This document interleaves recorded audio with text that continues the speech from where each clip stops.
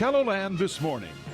Good morning. Welcome to KELOLAND This Morning. I'm Brittany Larson. Before we get to those stories, let's check in with meteorologist Grant Smith. How's it looking today, Grant? All morning long, we've been talking about the excitement here in Mankato for Vikings training camp. Now joining me is Chris Willert, who is the sports commission director with Visit Mankato.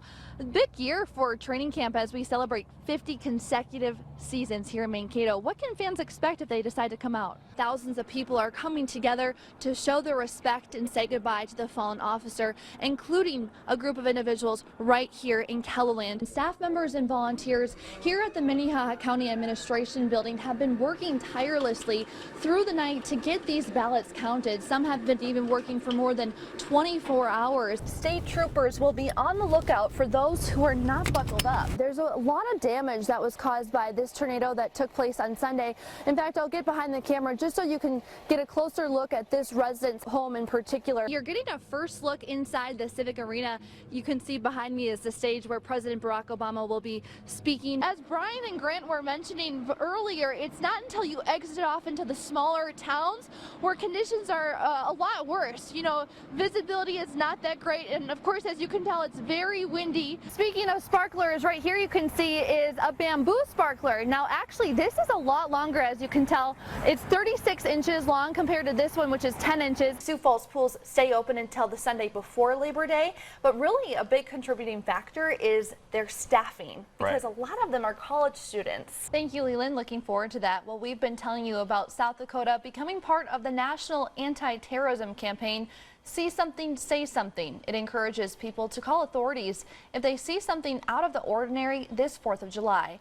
Well, an incident in Rapid City is the perfect example of how this should work. Last night, while you probably were sleeping, law enforcement from across the state teamed up along Interstate 29 in Sioux Falls. I guess that makes sense. Yeah. The same ratio. Yeah, the same ratio. I'm not surprised that they took that trend to go make them thinner, but it's funny how you go to the grocery store and you pass the cookie section. Not that I do that a lot, but Yeah, right. but there's so many different flavors of Oreos. I think I was just looking it up right here. It says 22. Yeah. I'm not sure. I'll have Really? to do some more checking. It but is. Man, I a know. lot of different flavors. In Sheldon, Iowa, there was a report of 95 miles per hour wind. It caused major damage to one of the hangars there at the airport. So, but first we want to take a look at the power outages here. He had so many to choose from, a lot of great hits. I love the sweet summertime, especially it's June, so it's summer. You can't complain about that, and Matt Holston was also there, so that's why I'm filling in for him this morning. And you don't look tired at all. Well, good, thank No. you. A man and a woman are accused of traveling cross-country to illegally buy prescription drugs in Sioux Falls. On Tuesday evening, a pharmacist noticed suspicious prescription for oxycodone and called police to the Hy-Vee on South Minnesota Avenue. Officers were also called to the Lewis Drug just down the street. Police finally caught up with the couple at the Shopco on 41st Street and made the arrest this morning on a police chase that ended with 2 people hurt in a crash, now facing charges. KELOLAND's Dan Santella joins us with a new perspective of the chase. Good morning, Dan. We were snorkeling and he kept saying, "Let's get back into the boat. Let's get back into the boat." And I'm like, "You know, we just got in the water. It was fun." And we got back into the boat and he's like, "I just saw a 6-foot shark." Wow. So His luckily, instincts were right. Yeah, he didn't tell us, which I think it was probably a good thing. How I'm ever going to clean it all up.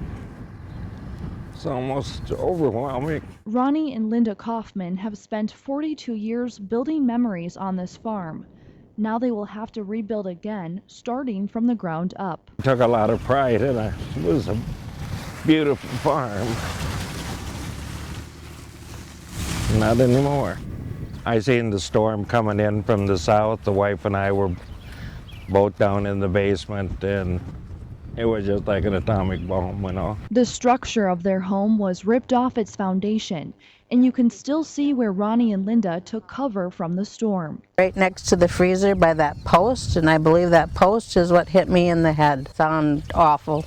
Really, really, really loud. They heard loud cracking and popping, but nothing could prepare them for what they would see after the tornado left its trail of destruction. I still can't comprehend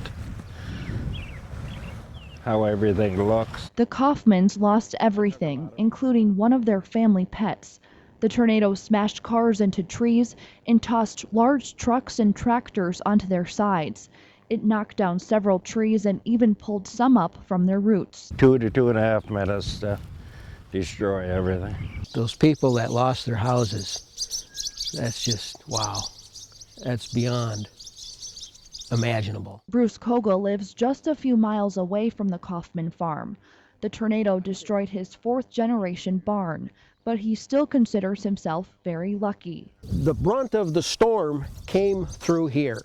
The house was just far enough that way that it missed it. Had that storm been moved over 600 feet, we probably wouldn't have had a house left. Kogel's house is untouched, but his neighbor's is unrecognizable. Life won't be the same for the Kaufmans anymore, but they still were able to find comfort from their loved ones. You can always replace stuff. You can't replace life. No, it's a miracle.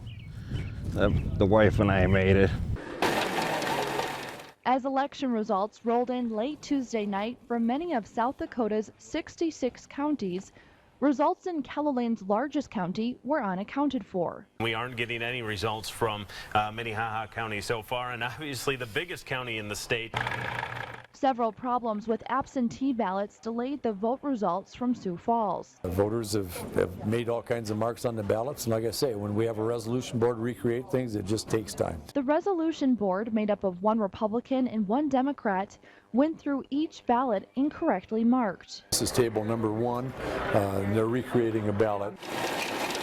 This machine zips through hundreds of ballots at a time and will separate the counted ballots from the ones that are mismarked. The ones that are on the top are the ones that need looked at, and the ones that the bigger pile on the bottom are the ones that are good. They went through. Can you color those in? Just after midnight, they still had around 1,000 absentee ballots that needed to be counted. These are the absentee ballots that we have left to run through the machines. Each one of these is a separate precinct. Litt says he was not anticipating an election hiccup like this one. I guess it is surprising because we thought we'd roll through the absentees a lot quicker with our new machines, but that's just not been the case. I hope the voters would learn to mark a ballot and just write in the ovals and read the instructions. That would help a lot. But Litt says it's unlikely the Minnehaha County vote delay will change the outcome in races. Sioux Falls is going to follow what happened with the rest of the state basically on the numbers. A few races might change a little bit for us, but if you look at the overall effect on the state, it's not going to be that big a difference. In the meantime, his focus is to lighten the mood